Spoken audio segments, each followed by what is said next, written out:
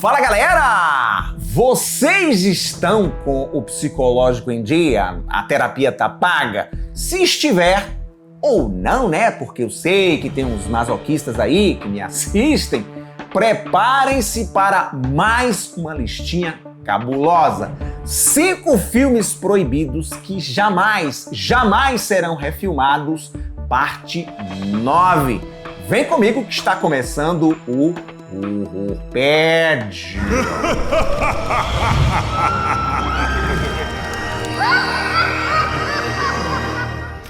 Olha só, camiseta oficial do canal do Getro, uma exclusividade de As Baratas.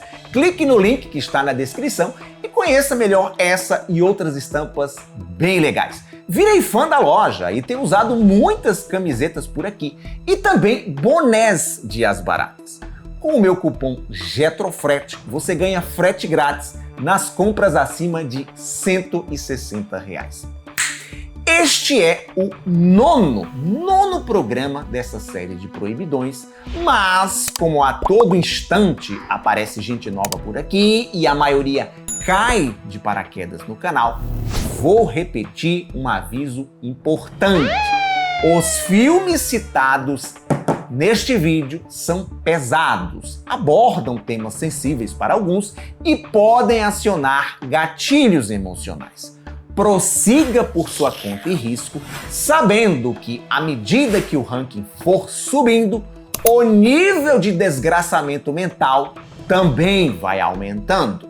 Inaugurando a lista na 5ª posição, Pretty Baby, Menina Bonita, de 1978, estrelado por Brooke Shields, que tinha apenas 12 anos durante as filmagens. A história se passa em um bordel de New Orleans, no início do século XX, e acompanha uma menina criada naquele ambiente de prostituição, local onde sua mãe trabalha. Brooke interpreta a personagem título, que com a chegada da sua adolescência tem a virgindade leiloada. A atriz aparece nua em algumas sequências, algo que foi permitido na época sob a justificativa de contexto artístico.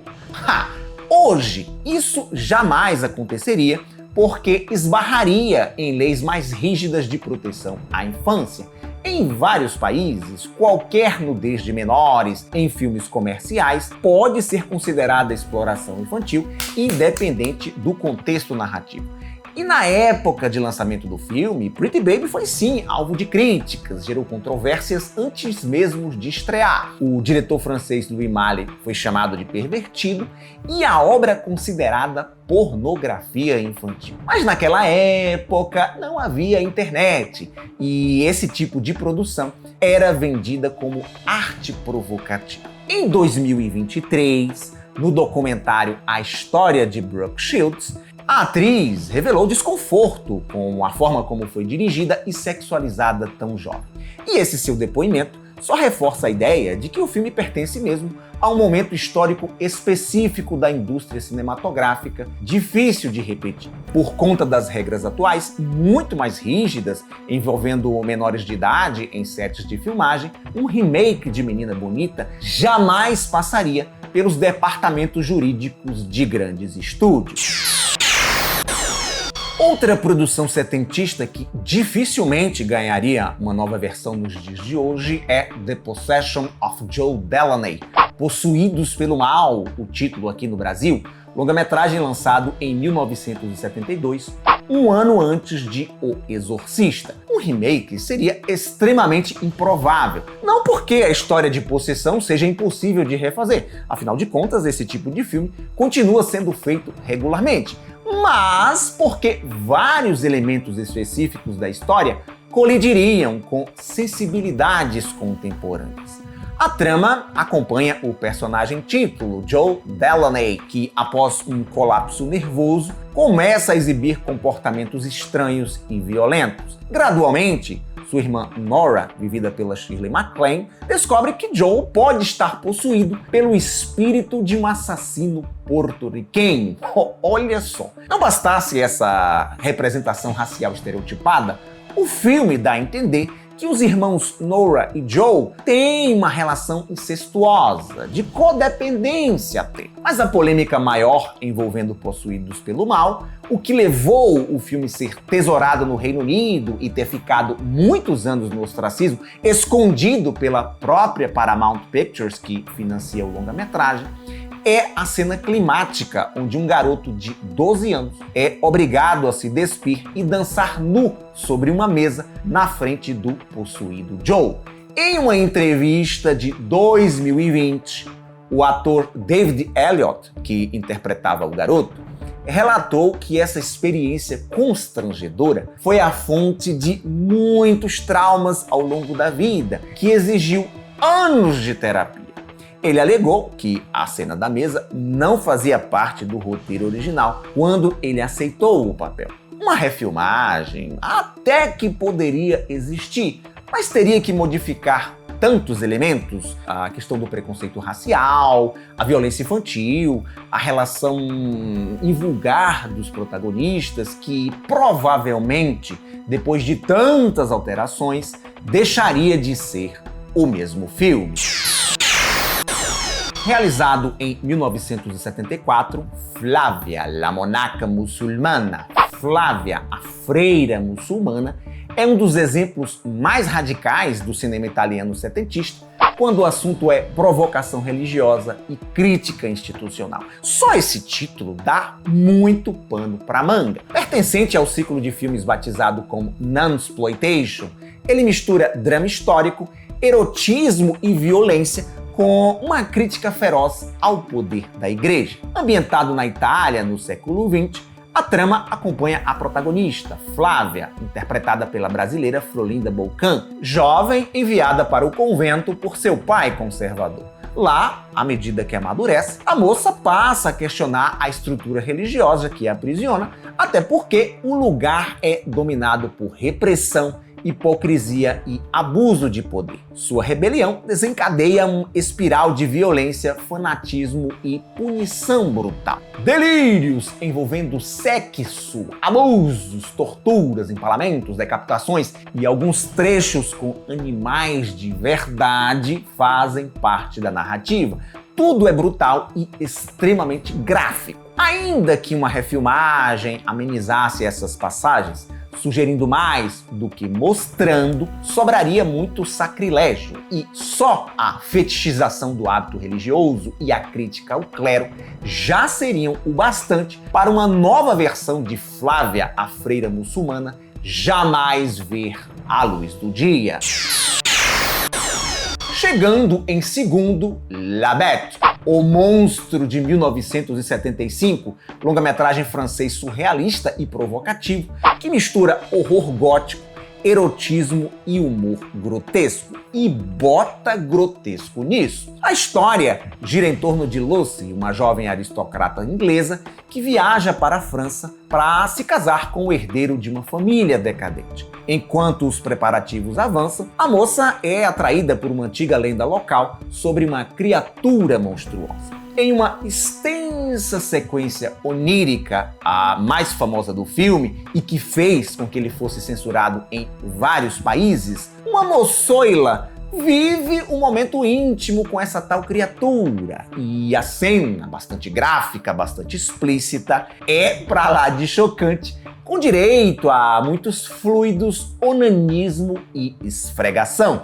Rolam outros encontros igualmente quentes, mas esse é o mais impactante. Deixa eu ver se eu consigo explicar a polêmica, porque mostrar vai ser impossível.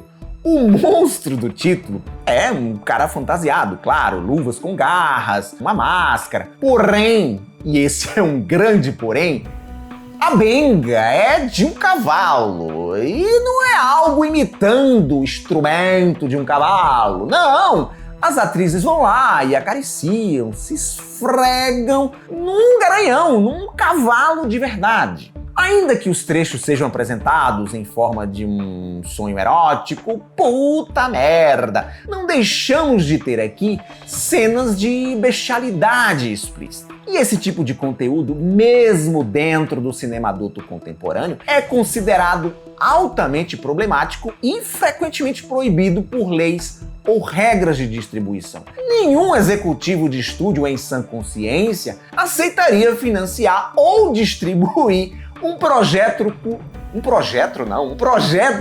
cujo núcleo dramático envolve fuque-fuque entre um humano e um animal, mesmo que seja simbólico ou surreal. La Bête é hoje visto como um marco do cinema erótico europeu. Entretanto, se fosse refilmado nos dias atuais, mesmo com um CGI vagabundo, o monstro seria acusado de explorar fetiches extremos, de sexualização grotesca e erotizar a violência. No primeiro lugar do pódio, El Portiere di Notte, o Porteiro da Noite, produção franco-italiana de 1974, que se fosse refeita nos dias atuais, provavelmente provocaria uma tempestade de controvérsias e seria cancelada antes mesmo de estrear. A trama, ambientada em 1957, um pouquinho depois da Segunda Guerra Mundial, acompanha o reencontro entre uma ex-prisioneira de um campo de concentração e o oficial nazista que a torturou. Se você pensou em vingança, pode tirar o cavalinho da chuva. Os dois desenvolvem uma ligação emocional, digamos assim, ancorada no sadomasoquismo. Hoje, vivemos um período onde muito se discute sobre consentimento, violência sexual e relações de poder. Uma obra como essa certamente seria vista como uma romantização ou erotização do abuso. E pior, dentro de um dos capítulos mais traumáticos da história, a história com H maiúsculo. Um remake seria rechaçado de todo lado, por parte do público, por historiadores, por organizações judaicas, enfim. Se lá, em 1974, a obra foi acusada de cruzar uma linha moral perigosa, explorar de maneira sensacionalista um trauma coletivo e ofender as vítimas do Holocausto, imagine atualmente. Não sei se você reparou, todos os filmes citados na lista são dos anos 70, época em que se podia causar escândalo, a repercussão se espalhava lentamente, o acesso à informação era limitado. Hoje, com as redes sociais e o ágil tribunal da internet, filmes como O Porteiro da Noite seriam recebidos de forma bastante agressiva.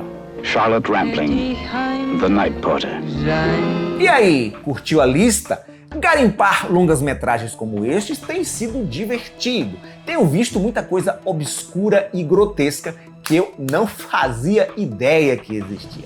Mas com sua ajuda, meu trabalho vai ficar mais ágil. Se vocês conhecem, lembram de filmes que causaram polêmica e jamais seriam refilmados nos dias atuais, escreva aí no campo de comentários.